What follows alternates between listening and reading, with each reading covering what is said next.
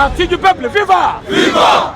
Parti au pouvoir, viva! Viva! Viva! Viva! Tshisekedi héros national, Félix Tshisekedi Le peuple d'abord! Tshisekedi président! Le peuple d'abord! Tshisekedi président! Salut à tous, merci de prendre désormais rendez-vous avec nous à travers ce magazine Parlons UDPS. Comme l'intitulé l'indique, Parlons UDPS est une émission de la base, par la base, pour la base et même pour vous les nouveaux adhérents. Pour ce premier numéro de circoncision, je vous laisse découvrir la charpente de notre émission. Il y aura au total 3 rubriques. La première rubrique concernera bien sûr des propos que nous allons recueillir auprès de la base. La rubrique s'intitule « Que dit la base ?» Et puis nous avons également une deuxième rubrique qui concerne bien entendu l'invité. Et celui-là, il vient bien entendu pour répondre aux préoccupations de la base à travers bien sûr certaines interrogations et éventuellement commenter l'actualité qui brûle au niveau national. Dans la dernière rubrique, nous allons vous proposer un florilège des actions de Félix Antoine Tshisekedi Tshilombo, le président de la République démocratique du Congo. Ce sont en fait les différentes réalisations qu'il a dû faire depuis son avènement à la magistrature suprême jusqu'à nos jours. Nous allons essayer d'épingler quelques-uns, question de vous montrer de quoi il est capable et qu'est-ce qu'il veut faire de ces peuples pour son progrès social. Restaurer l'état de droit dans notre pays. Le président de la République a Mekakotosa, projet de société. Il faudra qu'il y ait la lutte contre la corruption. Ce que le président peut faire, restaurer l'état de droit, en tout cas dans notre pays. Ça c'est plus important, c'est le plus important. La première chose pour que le président Félix Tshisekedi réussisse dans son programme, il faudra que le peuple change la mentalité. Et la deuxième chose, dans son programme d'action, il est intitulé « Chasser la pauvreté ». Il faudra qu'il y ait la lutte contre la corruption. Parce que la corruption a gangréné les systèmes de Kabila pendant plus de 18 ans. En dehors de cela, ce que le président Félix peut faire, c'est qu'il mette dans son action au centre Dieu. Parce que même dans la Bible, Salomon qui a été choisi par Dieu, comme il avait fait le 23 juin, le président Félix Tshisekedi, il avait dédié d'abord la République démocratique du Congo dans les mains de Dieu. C'est que ses prédécesseurs n'ont pas fait. C'est que nous croyons que Félix Tshisekedi, c'est un don de Dieu. Il a été choisi par Dieu pour un nouveau de peuple dans ce pays. C'est mon avis que dans le premier pas, il y a chef de l'État. Tout le monde a respecté toujours la volonté du peuple congolais. Tout assure que tu as 5 ans, ceux qui n'ont pas sous 5 ans. Pour vous permettre de savoir de quoi il sera question, notre invité c'est M. Amissi. Il est vice-président de la jeunesse de l'IDPS. Et moi, Amissi, je me tiens vraiment. Après les 10 ans de Tshisekedi, c'est Amissi qui va présider au destiné de ce parti et je serai le candidat président de la République dans le camp de l'UDPS. Alors je vais devoir rejoindre notre invité de ce soir. Il s'agit de M. Amissi, comme je vous l'ai d'ailleurs dit il y a peu de temps, il est vice-président de la jeunesse de l'IDPS. Mais comme dans le parti, tout le monde veut écouter ce que nous allons devoir dire, c'est leur émission, on est obligé d'adopter la langue qu'ils préfèrent. Nous allons donc converser avec le président en lingala. Allez, papa Amissi, Motenao.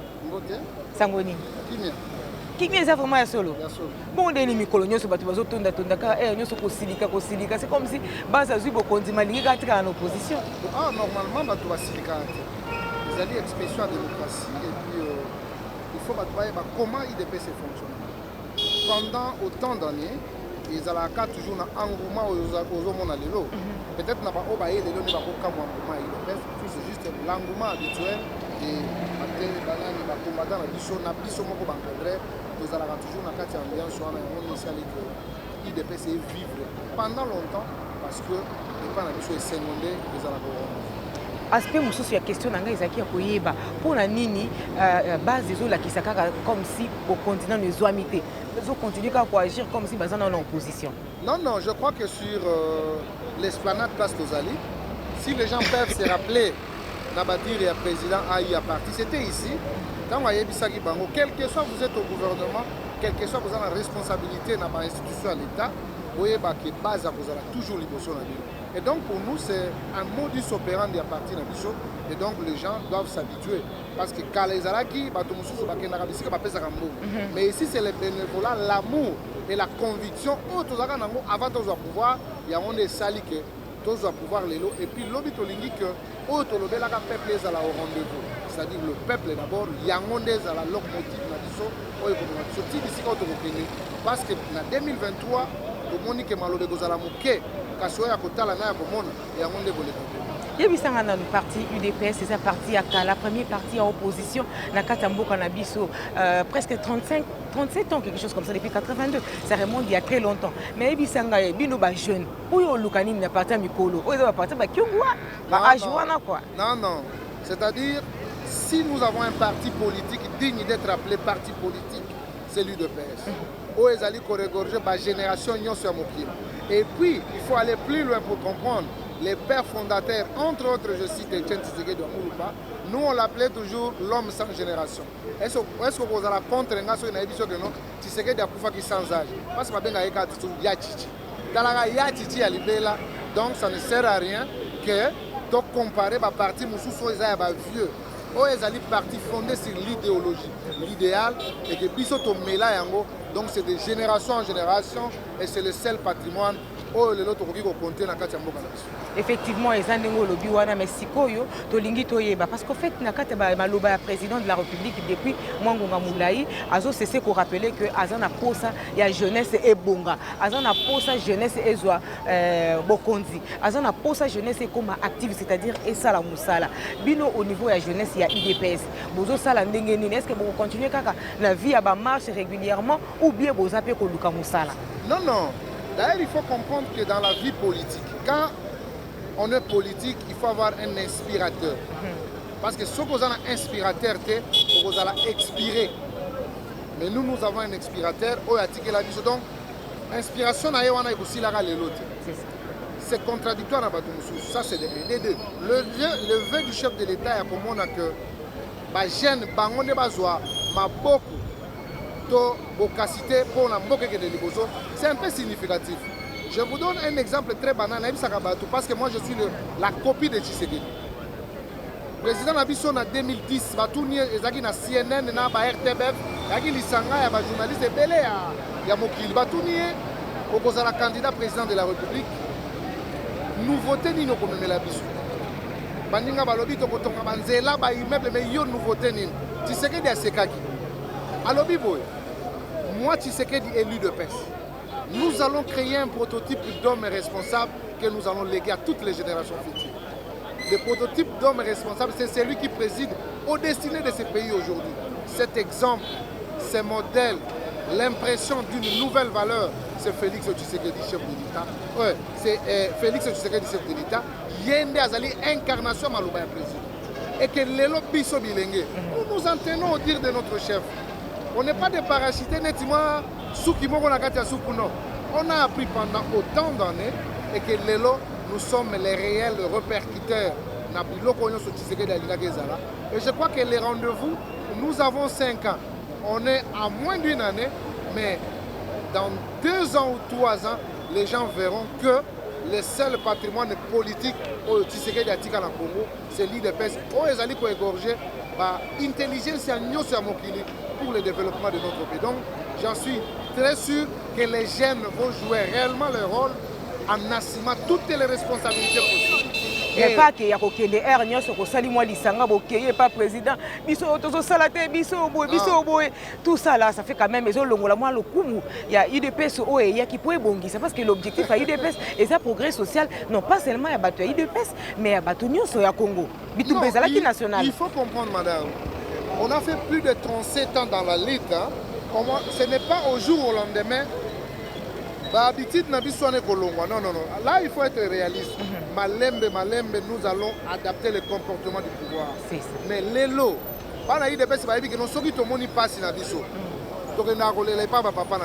je vous dis, madame, je vais vous donner une illustration.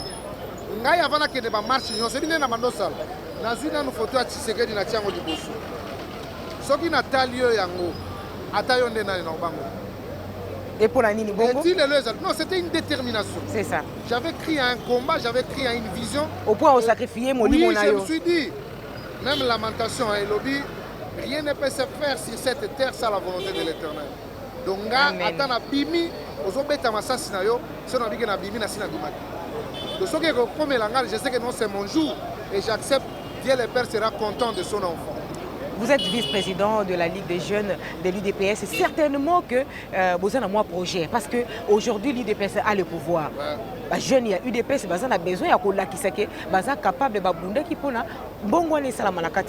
est-ce que Bino, les jeunes, il y a l'UDPS, vous avez un projet, il y a un accompagner le chef de l'État. Bon, en tout cas, nous sommes prêts pour l'accompagner sur tout le plan.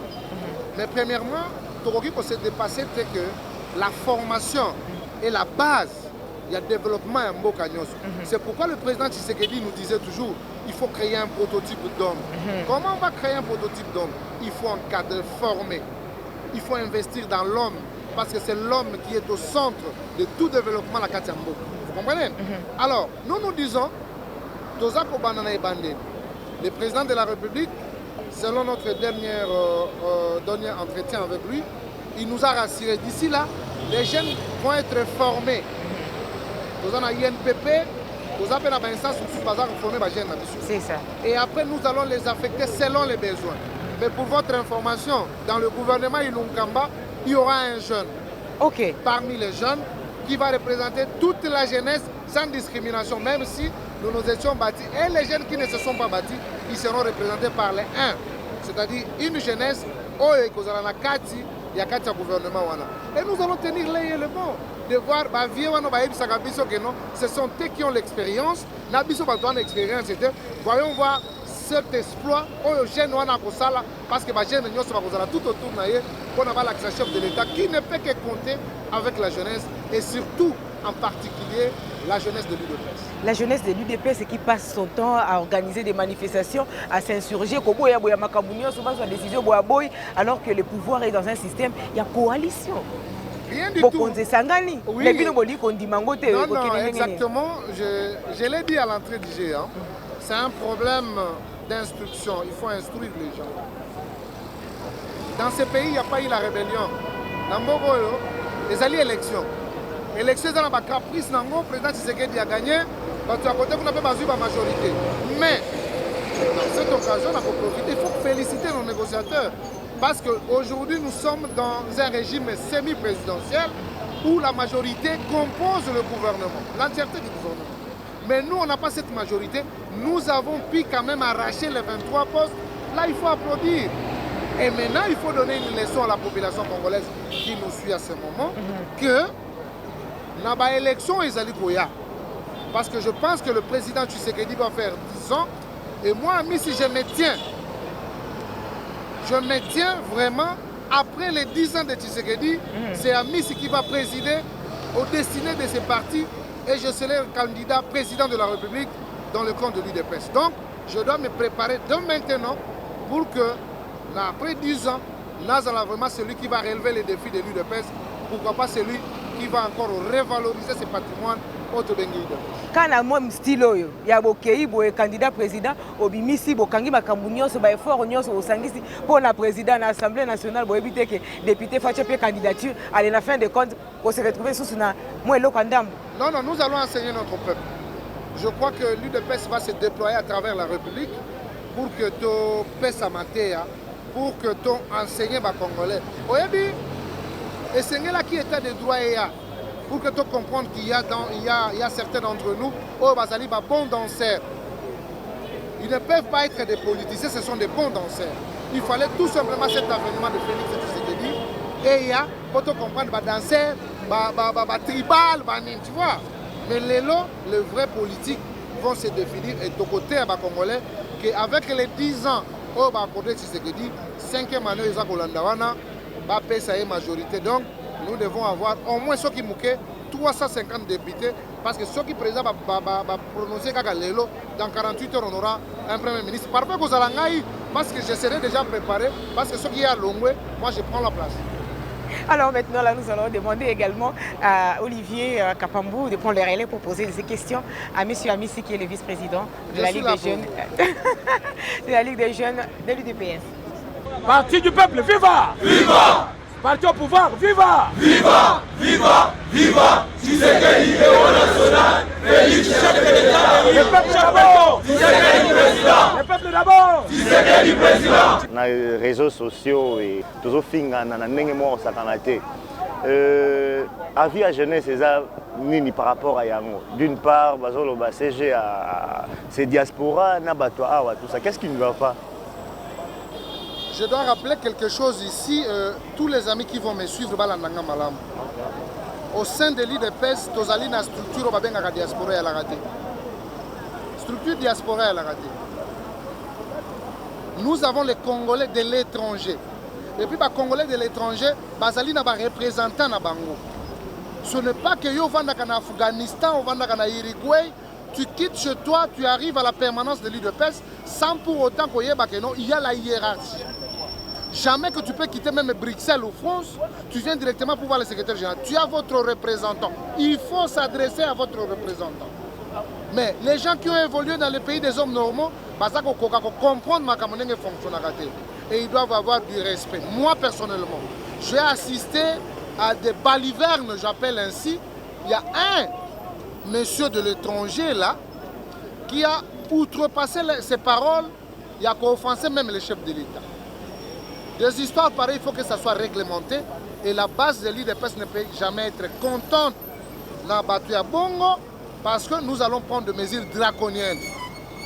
Ils ont contribué dans la lutte, de la manière Nabango, mais qui doivent savoir que exposer sa vie humaine qui est sacrée, c'est autre chose. Parce que beaucoup d'entre eux, comme le bateau Pesaka Bambongo, non, on ne s'attaque pas à tout le monde. Mais on veut juste que Batouana bazonge la structure normale. Si tu es de la Belgique, votre représentant est là, Vieux Topin, les consorts, bon, ils sont nombreux. Pour se remettre dans les responsables de Namino, que nous voyons emmerder les chefs ici, emmerder les chefs à la cité de l'OIA, or qu'il a beaucoup de problèmes. Il a beaucoup de propositions, il faut saler la moka, et même vous voulez les confiner pour qu'il y ait comme Namino, diaspora, tout ça. Je crois que chez nous, ça n'existe pas. Nous avons les Congolais de l'étranger, mais Batouana Bazali représenté par représentant à Bango au Bazali respect. Est-ce que les lots beaucoup et bisabatou, ce beaucoup après il y a deux filles et Liboso, il y a la responsabilité pour opérer Sabino pour eux qui sa jeunesse son unité. C'est pour la première fois d'ailleurs que la jeunesse va perdre responsabilité à Bongo. Mais mon frère, moi je pense que toi aussi tu es un jeune. Tu ne peux pas avoir de doute. Il y a pour le jeunesse à Coca pour relever des défis. C'est la jeunesse qui a fait que nous puissions arriver au pouvoir. C'est la jeunesse. Ça, moi je pense que c'est un discours inapproprié personnellement. Je pense ici, et je suis en train de demander au chef de l'État de donner la confiance aux jeunes. Ce sont ces jeunes-là qui vont l'accompagner fidèlement, rationnellement, intelligemment dans la mission à Zanango. Toyebi Nakatia cabinet. Il y a aussi des incompétents là-bas, ce n'est pas les jeunes qui sont là-bas. Beaucoup d'incompétents sont là. Ils sont venus avec les diplômes. Oh non, ils parlent de bon français, mais in fine, ils ne produisent absolument rien. Mais pour ce qui concerne la jeunesse de la République démocratique du Congo, en particulier la jeunesse de l'UDPS, c'est cette jeunesse qui va accompagner fidèlement et religieusement le chef de l'État. Ce qui t'oligne vraiment que le rendez-vous il y a 2023 est à la réussite, il faut compter à cette jeunesse. Parce que moi, je sais de quoi je parle, je sais de quelle jeunesse je fais allusion. Ce n'est pas de la bouillabaisse, mais c'est une jeunesse très responsable qui est devant nous. Président, est-ce que le Laurent Lobake, vous avez un contrôle de la jeunesse et de paix en mouvement? Vous savez, dans un pays, dans un parti, il y a la démocratie. Ce qu'on dit contrôle total, c'est grave. Nous avons les structures du parti. On ne fait pas la guerre ici. Mais nous avons la chance de créer une initiative pour permettre que les partis puissent aller de l'avant. Mais nos textes réglementaires, entre autres les statuts et les règlements d'ordre intérieur, ils allaient reconnaître tout le mouvement doivent appartenir dans la Ligue de jeunes. Il faut se conformer, il n'y a pas de souci. Si tu ne te conformes pas, mon frère, quand il y a les dividendes, ne venez pas parce que nous allons lire les textes. Et le bini pour cause de la reconnu mouvement. Et le bini pour te association. Si tu ne remplis pas, oh non, c'est allé dans la décision 020, cher ami, peine perdue, et vous allez en tirer toutes les conséquences seuls. Président, alors, tout le monde récemment, car jeunesse au le bilan. Et ça a solika mouké salamia. Bon, au moins, on va la cité de l'OIA. Solika mouké, la cité de l'OIA. Solika mouké, la cité de l'OIA. Est-ce que Bino besoin de manière, en tant que dirigeant, il y a jeunesse, il y a Koluka, pour canaliser les jeunes, s'il y a un problème, il n'y a pas la Bino. Comment la Bino, vous trouvez solution pour la bango, il y a à chaque fois qu'on dérange, nous étions avec le chef de l'État. Après ça, qui mécontentement vis-à-vis à certains d'entre nous qui sont des jeunes. Et il nous a donné la charge, n'est-ce pas? Il y a canaliser Babilenge Nyonso. Et maintenant, ça ne va plus. Cet espoir ne sera plus au rendez-vous. Parce que s'il y a un problème, venez aux responsables de la jeunesse, posez un problème. Ceux qui allaient tout le négocier le secrétaire général Kabouya ou Jean-Marc Kabound pour que va faire sa solution. Ce n'est plus le moment où c'est fini. Nous avons eu le quitus du chef. Je crois que nous devons nous mettre au travail.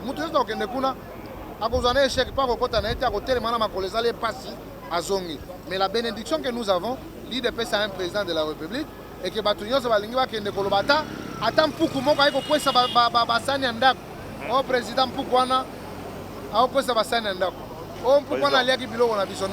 en tout cas, on a fini avec ça et dans le commun accord avec les amis, donc on se mettre d'accord et que nous allons faire ça avec le respect de l'art. Avant-dernière question, Président. Jeunesse, celui qui est au pouvoir, mais jeunesse, elle est là. Elle est là, ça fait 7 mois, donc on dirait, si on dirait avant indépendance, c'est égal après indépendance. Donc rien ne change. Et de jour au jour, on dirait que le changement est exact. Est-ce que nous avons rassuré la jeunesse nous en charge de tout ça? Est-ce que vous avez mis ça là? Est-ce que si le lobby a commis, le président lobby a repris sa jeunesse, côté bino a commis place, vous ça na bango te base tout ça. Vous avez mis un téléphone, vous avez mis Merci beaucoup, de journalistes. Pour assurer la jeunesse, il y a eu des pèses.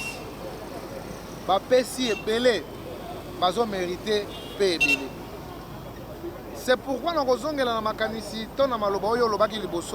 que est-ce que les jeunes sont compétentes? Non.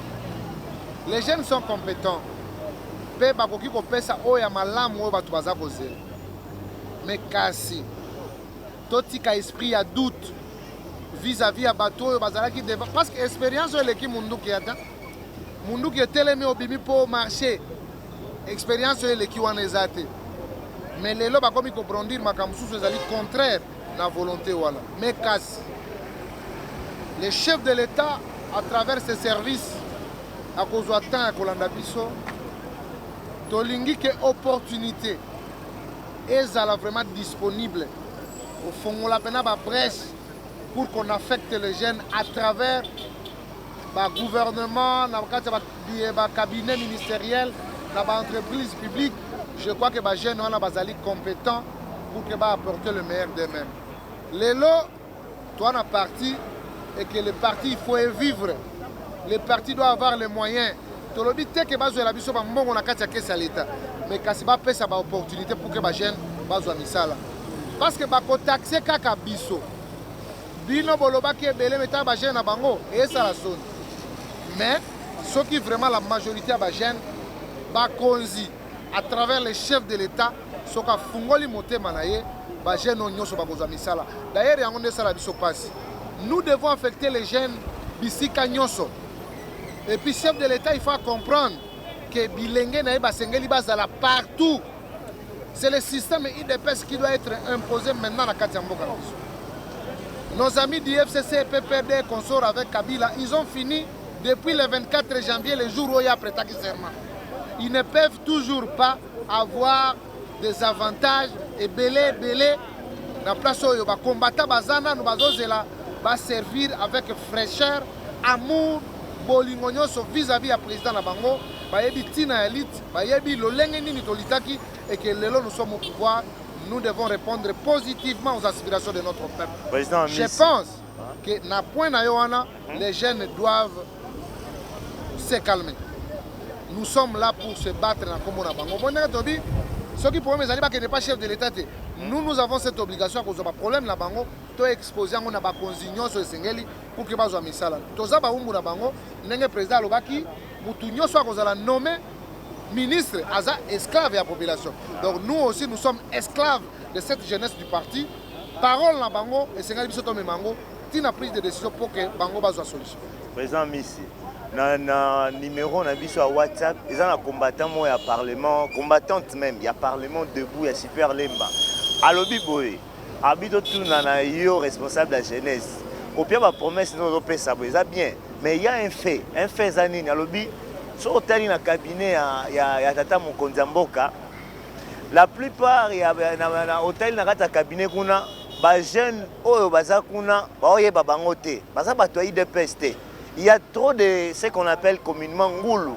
Bangoulou bazé belé et se sont battus, ba va nandaku allez moi portion pouvoir na bango bazui, ba o mona ba bimisa ili bango bangoulou kuna. Chose grave que tu as illustré exemple à lui mugomo avandi a hôtel la bien conseiller moko ya président, ayaki mona président ayena ko présenter président secrétaire na moko une fille oh papa na yena maman na ye baza parti à FCC mais alors ça la place na bango IDPS. Est-ce que bango bazo ba gaz pour abonder la pouvoir ba na place te ba ko sala te faut ka FCC et ya ko se fait ko zwaka mukeo IDPS ezui déjà wana bon démarche ni bon mener pour que bon meka ko arrêter moragie wana et puis si on a gouvernement nezo bima pour président crainte za makasi bazo banga phénomène ngulu wana et continuer partout ndenge wana bango ba vai na ndaku ba musu ba sala.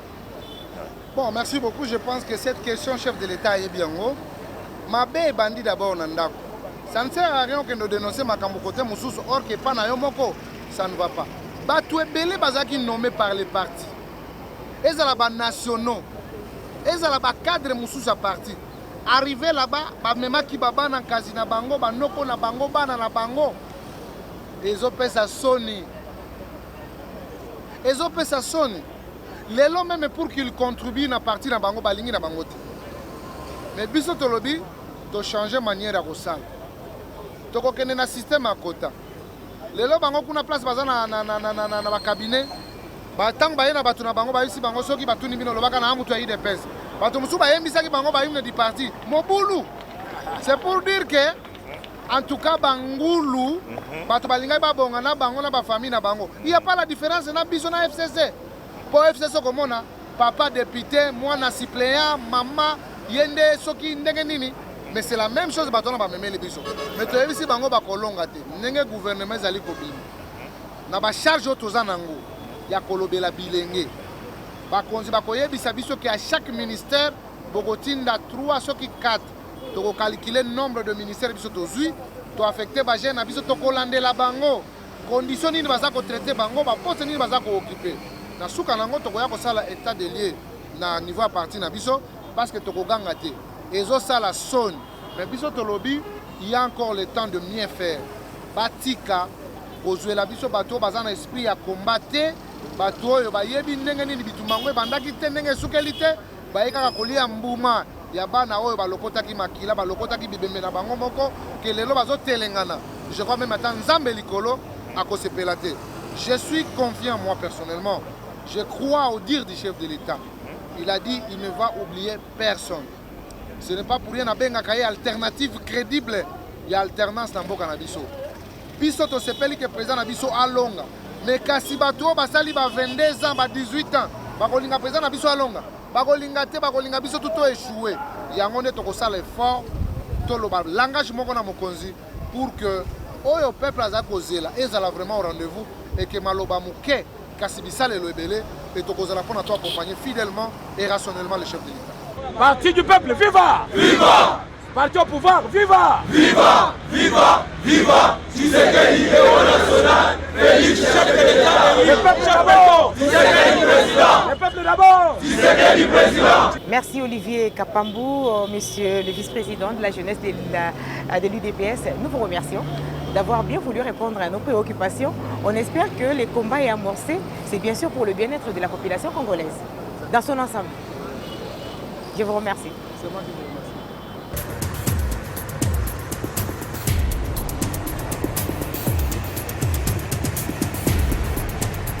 Nous sommes de retour sur ce plateau. C'est bien sûr pour parler de notre troisième rubrique qui concerne les actions du président de la République, Félix-Antoine Tshisekedi Tshilombo, depuis, comme on l'a dit, depuis qu'il a pris le pouvoir. Donc il est venu avec intention de pouvoir faire mieux pour le peuple congolais. On a énuméré quelques-unes de ses réalisations depuis jusqu'à aujourd'hui. On va essayer dans la mesure du possible de vous en faire part parce que peut-être vous aussi, vous ne le saviez pas que cela est déjà réalisé. Parti du peuple, viva! Viva! Parti au pouvoir, viva! Viva! Viva! Viva! Tshisekedi héros national, Félix Tshisekedi Le peuple d'abord! Tshisekedi président! Le peuple d'abord! Tshisekedi président! nakosala visite ya camp mpo nalingi nayeba ndenge nini soda na famille na ye bazali soigné. C'est une promesse matérialisée. Aussitôt à la cité de l'Union africaine, le chef de l'État avait tenu à approcher ses voisins du camp colonel Tchachi.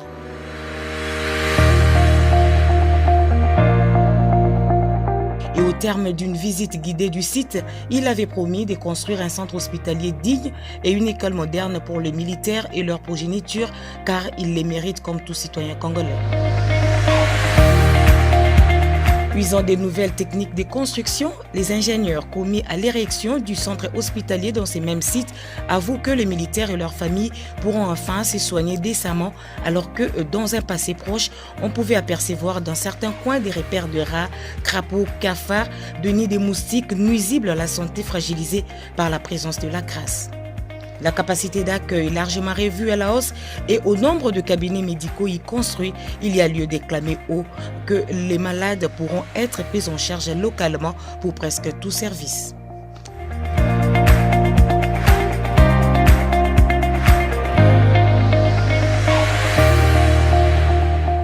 C'est effectif à la prochaine rentrée scolaire 2019-2020. C'est dans ces bâtiments nouvellement construits avec des locaux spacieux, équipés et un environnement aux standards confortables que les enfants des militaires casés au camp colonel Tchachi pourront étudier.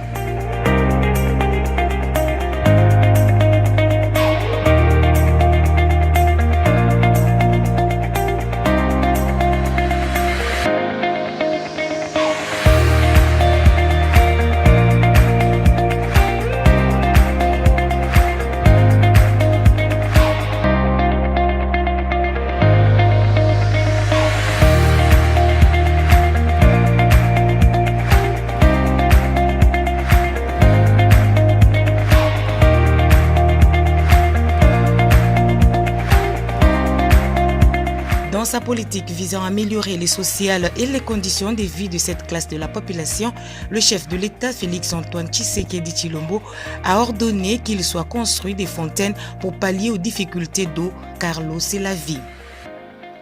Et désormais, les militaires et familles ne feront plus la queue interminable pour s'offrir un seau d'eau tard dans la nuit. C'est en toute aisance et quiétude qu'ils peuvent s'en procurer sans perturber leur sommeil, car ça coule à flot.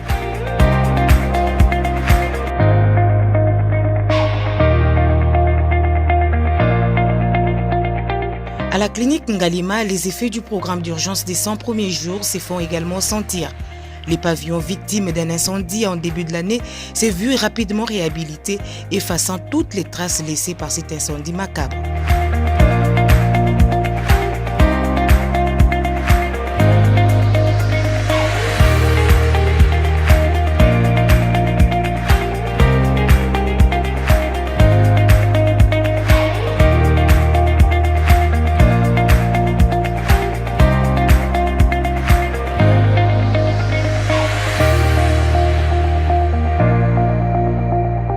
Soucieux de satisfaire aux aspirations de son peuple et surtout soutenir l'éducation qualitative des filles et fils de son pays, il a choisi de placer les élèves de l'Institut Mokengeli dans les conditions d'études requises, d'où la réhabilitation de cette école de renommée à Kinshasa-Lemba.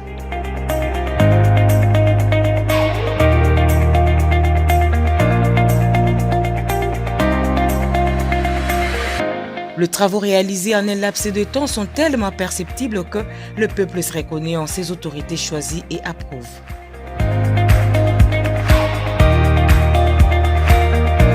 À propos du programme des 100 jours, En tout cas, il n'y a rien à dire. Kengeli eza ekolo eyebana mingi na kati ya mboka na biso, donc lelo yo mokengeli ezongelati elamba ya sika grâce bien sûr ya président de la République oyo aza ko tenir à ce que jeunesse na ye eza la jeunesse de qualité, eza la jeunesse ya kuluna te, eza la jeunesse oboto la batu biloko te, eza la jeunesse oisive te oyo evandaka kaka ebetaka dame na coin ou bien discutaka makambo ya makambo ebele ebele ezanga tina eza ta na motu ya te ni na vie na ye ni na libota na ye ni na libota mobimba oyo ya Congo. Donc je crois que école wana ndenge bongisa mibana bakotanga na ba condition malamu projet wana ko s'étendre pour ba bongisa ba école publique nyonso ezonga la valeur nango ya kala batu bakima ba école à l'état bakoma okende na privé pour moi na vanda tangata na mwa ban na école publique okende ban e bukana o esala boy tout ça ezo sala mawa mingi.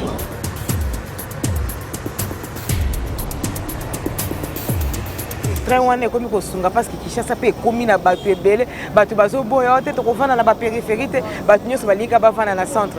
Finalement avec kuya ya train wana je crois que kopesa bato mosusu ba ambition bakende pe ko luka bandako bakota bakasangulu wana nango vide 3 500 000 bongo bimaki quand même pour permettre que eloko wana ezonga na bomo ese faciliter tâche parce que petit à petit eko permettre na bato olia yaka peut-être na ville une fois par mois a oza la possibilité roya na peut-être une fois chaque semaine abetaka moi tour luka moi biloko kosunga bande ko na biso ya kuna eza modèle lokola pe azo sala diplomatie makasi, donc certainement amoni yango na mikili mususu ba moni ndenge salami et puis epesi eza na efficacité makasi to pesa neti exemple lokola na Rwanda kuna okende kosakana te matakita ba mama bazali place nyonso ba mama bavandaka na place ya bokonzi awa na mboka na biso ba mama bazala toujours ba adjoint ya mutubo adjoint ya mobali ba place nyonso, donc ce qui moi ça a représenté il faut jouer second rôle. Mais na mboka lokola ba Rwanda par exemple oyo eza pembeni na biso okuta mama anganzami mama de mutazo konza et ce qui mama simbi eloko ya na yebisio nyonso ozalaka malamu pona biso. Alors lokola zo ba modèle azo copier oyo eza ya malamu toloba nini ezale sengo mingi pona bilenge na pona ba mama ya ko se retrouver liko na pembeni ya mutu lokola wana ensemble ko luka ko sala ko la ki effectivement président de la République azaki na torte. Espérons que ceux qui vont makoti ba ko prouver ba ko la ki sabatuke azaki na raison ya ko wumisa pour sortir à gouvernement.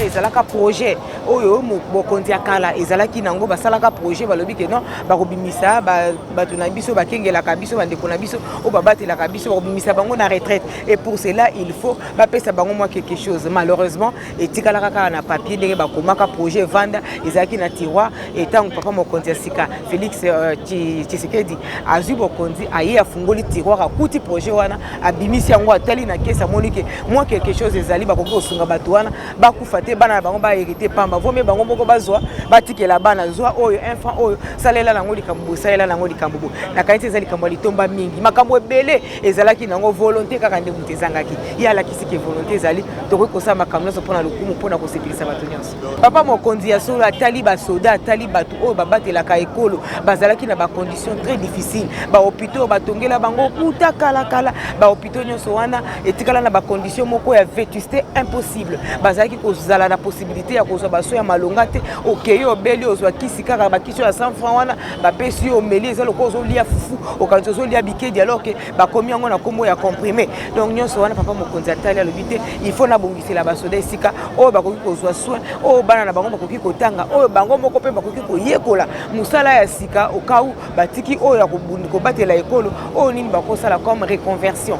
Donc nyonso wana ebongisameli bango lelo basoda bakomi kokende na hôpital na bacondition ya malamu losambo na biso ezali kaka keloko wana basaleli bango ebeba te babatela yango bango moko babatela yango po lobi balela lisusu te kisi ekomonana kaka mboko eza na nkite ebele mbongo eza ebele kisi ekozanga te mpona koalimenter bacentre hospitalier nyonso babongisi mpona basoda ya mboka na biso. Papa mokonzi azotala kaka Kinshasa te kala toyebaki makambo mingi ya minene oyo ekoluke monana a impact visible ezalaka biloko ezosalama na kati ya Kinshasa lokola Kinshasa ezalaka miroir ya mboka, donc concentration nyonso ezalaki awa. Mais tala naye aye na makanisi ya kopanza kopanza bomengo na mboka mobimba. Donc soki bato Kinshasa bazui eloko oyo bato ya mboka boye bakozwa pe eloko oyo bato bakozwa pe eloko tala na mikolo déjà basi babongisi conférence munene oyo esalamaki na Matadi kuna na compte ya énergie de l'ito la kisake mboka na biso tozala ba cours d'eau tozala ba biloko nyonso ko permettre biso tozala na lotiliki ya malamu mais eloko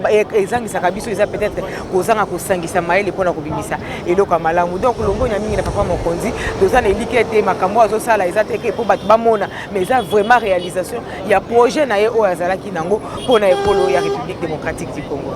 Na bopesi bokonzi kopesa lokumu na mwana mboka papa mokonzi alakisi effectivement que biso tozala makanisi nyonso tozala bokasite nyonso tozala makasi nyonso bopikiliki nde balobaka pa bangala bopikiliki ya kosala makambo ebele mais tozalaka toujours étouffé parce que moi complexe moko bo ezalaka na bandeko na biso ya Congo tolingi komindima te tolingi kondima na ndenge tozali te yango ndo omona ti lelo boye na tonga tobandaki kosomba kaka à l'étranger mais tala lelo toye kodécouvrir que il y a un vaccin wana makanisi ya mwana mboka ye moko aluki na mayele na ye maladi oyo etungisi bato ekendeki ti na Sierra Leone ekendeki ti na Liberia ebole bomi bato ebele na Afrique awa mais tala na Congo place maladie yango ebandaki kaka na Congo nde bazwi vaccin et c'est là ezali parce que papa mokonzi apesaki confiance so il pas pesaka confiance c'était papa muyembe munganga muyembe akoka kovanda na vaccin na ye abatami nango azobanga na ye kobimisa mais tala papa mokonzi apesi lokumu alobi tokobimisa ngo ekosunga ekolo tala lelo bato bakomi kobika bato bakomi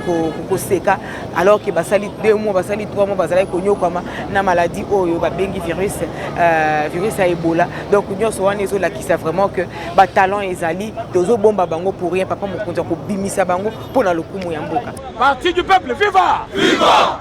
Parti au pouvoir, viva! Viva! Viva! Viva! Tshisekedi héros national! Félix chef de l'État! Le peuple d'abord! Tshisekedi président! Le peuple d'abord! Tshisekedi président! Nous sommes arrivés à la fin de notre émission de ce soir. Ce fut le premier numéro. C'était bien sûr une introduction pour que le peuple sache qu'il y a une émission réservée à la base. C'est la base qui prépare cette émission et qui veut transmettre le message parce que l'IMT apparaît plus petit depuis un certain temps pour accueillir tout le monde. Et c'est le canal d'ailleurs choisi par la base pour permettre à ce que tous ceux qui sont éparpillés à travers le monde puissent avoir une idée sur ce qui se passe au niveau de la base et du combat perpétuel qui continue dans cette structure. Ouais, c'est tout à fait. Voilà, madame, messieurs, c'est un grand plaisir pour nous. Nous nous retrouvons très prochainement à travers toujours le même chaîne et certainement aux mêmes heures. Prenez rendez-vous avec nous. Allez, bonsoir. Merci à tous ceux qui nous ont aidés à arriver chez vous.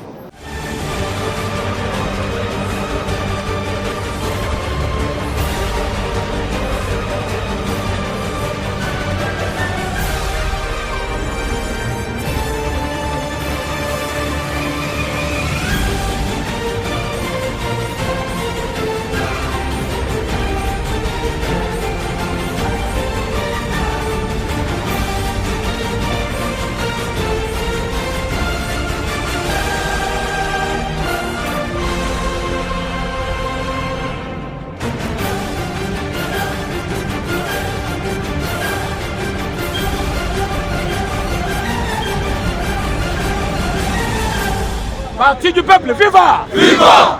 Parti au pouvoir, viva! Viva! Viva! Viva! Tshisekedi héros national! Félix chef de l'État! Le peuple d'abord! Tshisekedi président!